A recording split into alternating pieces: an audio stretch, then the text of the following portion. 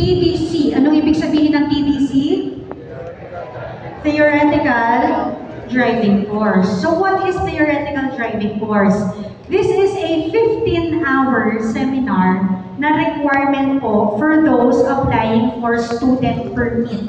Okay, malinaw po ha. Hindi student permit ang kukuhanin nyo dito. Ang kukuhanin nyo dito, yung isa sa mga requirements for student permit.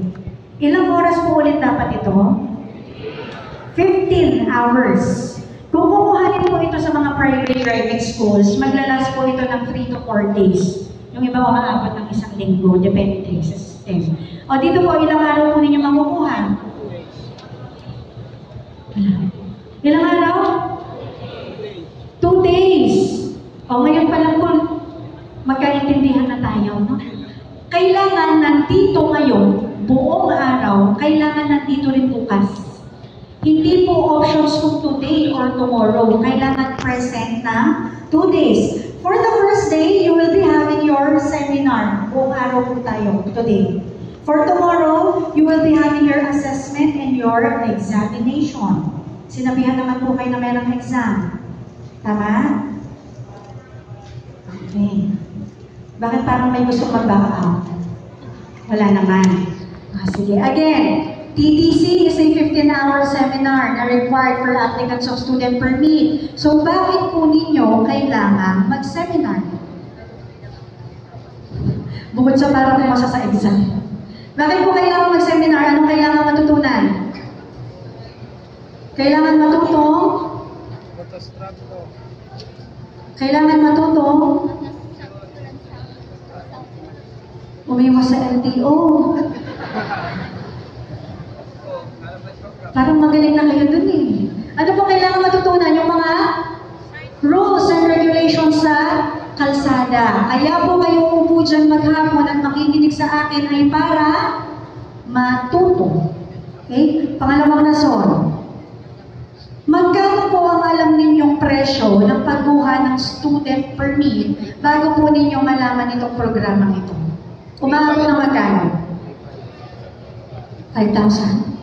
Ang taas ng singilan dito sa Tarlac ha? 5,000? May mas mataas pa sa 5,000? Depende sa? Fixer. Depende daw sa fixer. Sabi ni ma'am. Okay, pangalawang rason kung bakit po ninyo kailangan mag-seminar ay para hindi kayo naloloko ng mga fixer. Ang presyo lamang po ng student permit na nakaresibo sa LTO ay 250 pesos. Magkano po ulit? 250. Ang nagpapamahal po dyan ay ang pagkuha ng TDC or Theoretical Driving Course Certificate sa mga private driving schools. Kung sa mga private driving schools, magkakahalaga po na 1,500 pataas. Pero dito, magkano po ninyo makukuha? 600? Hindi po ako naniningil ng 600. Magkano? Libre. As long as papasa po sa exam tomorrow. Huwag po kayo mag-alala, konti lang yung number of items ng exam natin. 100. Ang passing rate po natin, 80%. Ilan pong 80% ng 100? 80. Kaya-kaya? May gusto na po umuwi? Okay. Baka sabihin nyo naman walang puso si madam, no? Bakit 80% ang passing rate? Yung passing rate po na yun, yun na ang ginagamit sa non-professional driver's license exam. Okay? Wala na po tayong 50%, 60% na passing sa non-pro exam. Tandaan po ninyo, kung ano man yung matututunan ninyo today, yun po yung gagamitin ninyo for your non-pro exam. Dahil ito lang yung seminar na i-take ninyo. Okay, maliwanag? Okay, third reason. Naniniwala po ba kayo na kaming mga LTO law enforcers, o ako mismo, naniniwala po ba kayo na kaya kong pabilisin ang tibok ng inyong mga puso? Yes?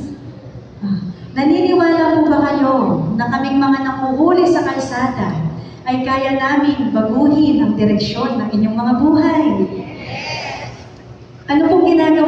kapag may LTO sa inyo.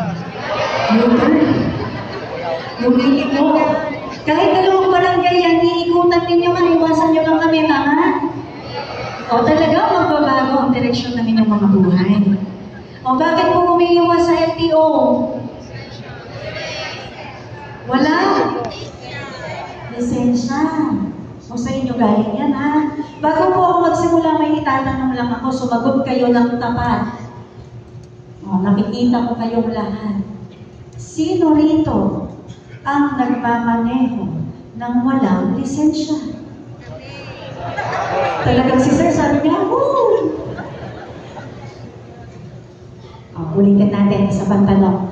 Sino rito ang pumunta po dito sa venue ng nakamotor or sasakyan? Sige. Ang daming nakapark sa gilid. Sige po, taas yung mga kamay ninyo. May dala po kayong motor? Okay, mamaya po, bago matapos yung seminar, wala na kayong dala.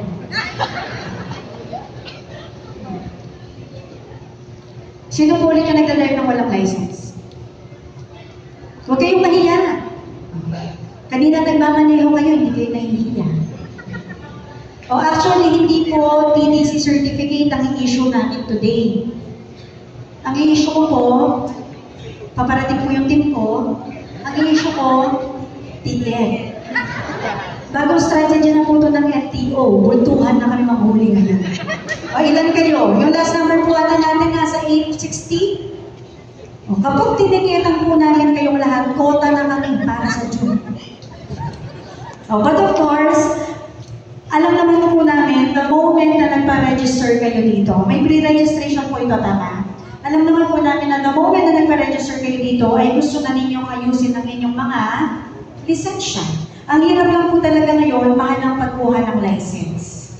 Sino po nitong nakalinig na umaabot daw ng 10,000 ang pagkuha ng lisensya? May mas mataas pa ba sa 10K? 13. Yung iba 15. Actually, last week lang may narinig ako, student permit daw, ang binayaran niya 20K. Hindi mo alam kung sinong sisisihin mo, yung